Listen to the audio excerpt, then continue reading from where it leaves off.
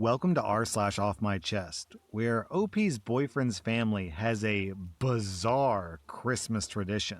Our next Reddit post is from Throwaway Fire Drill. My boyfriend didn't tell me about a traumatizing Christmas tradition. My boyfriend's parents had a house fire on Christmas Day 22 years ago that burned down their home and killed the family cat, Periwinkle. He's mentioned this to me before many times over the course of the couple of years we dated, and I understand the anxiety of that more than anyone else, having also been a victim of a house fire. It was self-caused when I was 8, also around the holidays. I was staying at my boyfriend's parents' house, and around 2 a.m., I start hearing everything. Yelling, alarms, the 2 dogs barking. I jump out of bed and grab my phone next to me, ripping the charger out of the wall in the process. I try to put on my slippers, and I fall forward and hit my head on the dresser, but I don't even react. I need to get out now. I hear my boyfriend's little sister yelling, "Fire, fire!" My heart absolutely sinks. I'm trying to control my sobbing while making my way down their dark hallway out the door, and my throat feels so dry. I feel everything I did and more when my mother picked me up from the hallway and took me outside during our own house fire 20 years ago. So I instinctively pick up my boyfriend's sister, who giggles for a second while I carry her down the hall.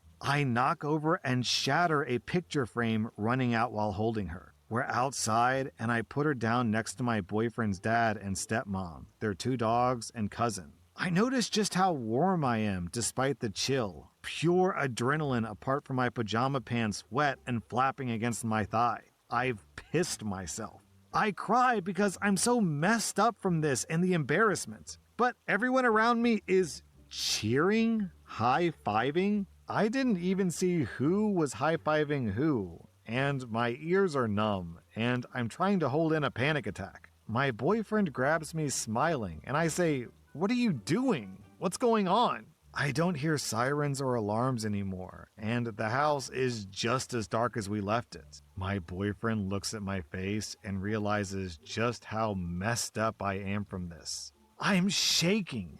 He touches the bump on my head from the dresser and asks me what happened. I slap his hand away and yelled, "What the F is going on?" And his stepmom tries to comfort me, but I shrug her off. My boyfriend's goofy dad calmly says, "We do this every year since the fire," and I time it, pulling out his phone and showing me that only 2 minutes and 13 seconds have passed since he started his fire drill. I'll remember that number for the rest of my life, or forget it immediately because I'm so traumatized from this. I'm shaking so bad trying not to pass out. I called my friend who lives like 5 minutes away and get her to pick me up and take me home because I don't have my car here. My boyfriend's dad tells us to come back in when we figure out what my problem is. He's usually so nice to me. My boyfriend said he didn't think I'd react like this since I don't talk about my house fire as much as he does about his, and I didn't lose as much as he did. I just stay staring for a second.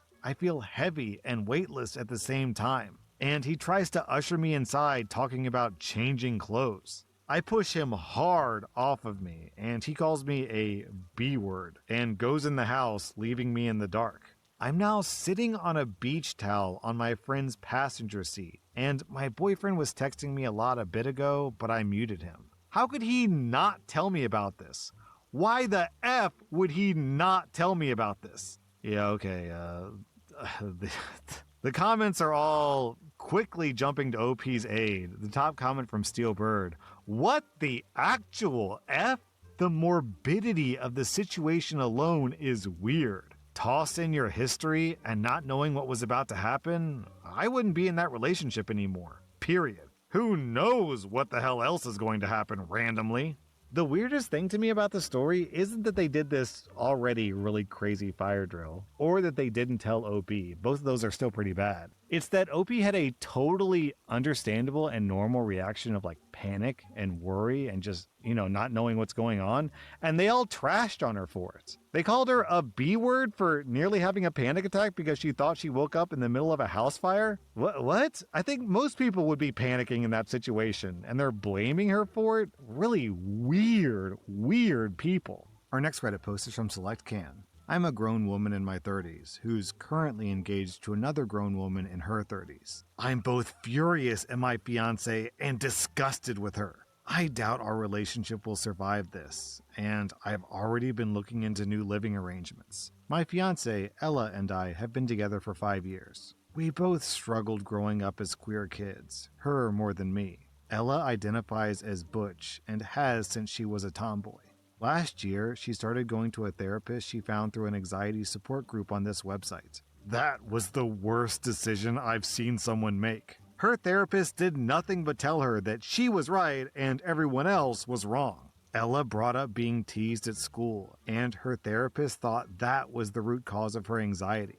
Ella started talking about this girl, Bev, whom she decided was the cause of her mental illness. Bev apparently used to call Ella a pig for belching in the lunchroom back in middle school. My fiance said that she used to use gross-out humor and her male friends encouraged it. I told her it sounded like they were the bullies, but she shut it down. Her middle school years were rough because she was the gross and dirty girl that nobody liked. What she went through was awful, but she decided that Bev, a girl she hadn't seen in decades, was the cause, just because she was the first to call her out. Ella has ADHD and is a major people pleaser, so I can see how she would act like that to impress her friends without catching on how nasty it was. For the past few months, she's been telling me that she wants to confront Bev for her part in her trauma. I told her that was ridiculous, but her joke of a therapist agreed with her. Weeks ago, I found out that Ella found Bev on Facebook, who's now married with a life, and Ella's been stalking her. She calls Bev's workplace to tell them they hired a sociopath. She called the police to make sure her kids weren't being abused and made insane posts under a burner account, and left reviews under her job's Google reviews about her. Her victim finally pressed charges because Ella decided to confront her at her job and record it. Guess what? My fiance got arrested and has harassment charges since she's been proud of what she's been doing. She posts on Reddit about getting pro-revenge, and the younger people encourage this BS. Ella's online behavior became public, and she lost her job because of it since she worked with kids. She insists that her behavior is due to her PTSD that her joke of a therapist suggested she has. I can't take this, and I left to live with my family. I never imagined her doing anything like this. She's obsessed with fake pro-revenge stories and seems to think that she's the hero in this. I reached out to Bev to apologize, and the woman begged to be left alone. She apologized for calling her gross in the 6th grade, and I said she doesn't deserve it. Ella is mad because I told her that I probably would have acted the same at that age when some kid was belching and making fart noises all day. The whole situation is ridiculous, and my fiance is acting like a trauma victim. She's ill, all right, just not the way I believed she was. Nobody is on her side besides her online enablers. I've never been a part of something so ridiculous, and I think I'm going to cut my losses.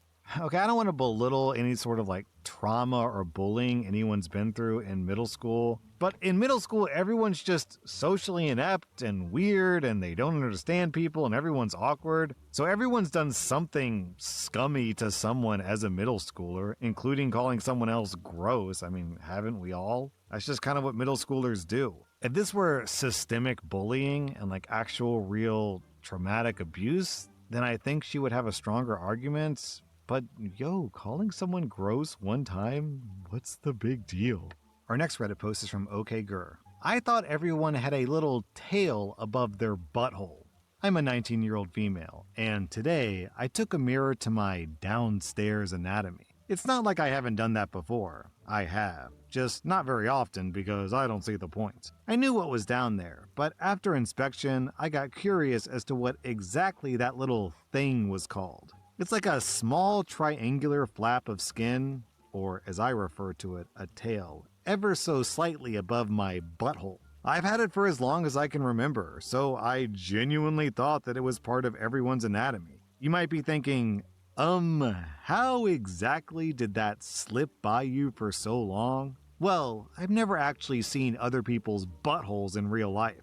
I've watched some adult videos a couple of times, but it's usually not super close up or directed at the forbidden starfish. I've seen illustrated diagrams of girl parts, but I just figured they left that part out. I guess I never questioned it. So after Google searching, what's that little flap of skin above the butthole, nothing came up except for skin tags and similar type things. That was when the realization hit me, that not everyone has this. I literally said WTF out loud, followed by many oh my gods. To be honest, I am a bit self-conscious about it now. I was like, I should probably take this to my grave because I don't think I can strike up a conversation about my butt. I did end up telling my sister in a jokey confession way by wording it exactly as it is in the title. And she got pissed at me and called me disgusting for talking about it. Honestly, I don't know what I expected,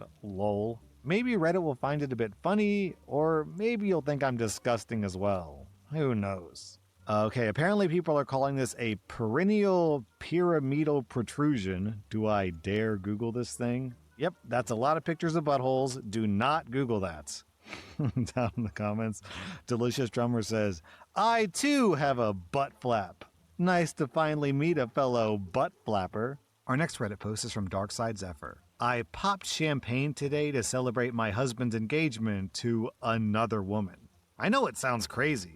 We've been officially separated since August 2024, but I'm still married to him due to him refusing to cooperate. He's had multiple partners during this time, 2 serious ones in the past 6 months that were supposedly leading up to marriage, but this most recent one seems to be official, so I have high hopes. One of my husband's rugby friends told me he was engaged to his new girlfriend, and for me, this means he'll finally sign divorce papers. He's avoided being served papers for months at a time, ignored mediation requests, ignored my lawyers, for over a year. For him to get married, he has to get divorced, which means freedom for me. I could not be happier with the news. I feel sorry for the girl, since I know what's coming, and it's abuse, control, alcoholism, and domestic violence. But I did try to warn her, so I did my part. I never even drank anymore, but this was absolutely champagne toast worthy. Good riddance to that child abuser and chronic cheater. Hello, independence. Our next Reddit post is from Throwaway Poop. I'm at my boyfriend's house. Everyone's asleep, and my boyfriend and I were hungry, so we went downstairs to get some food.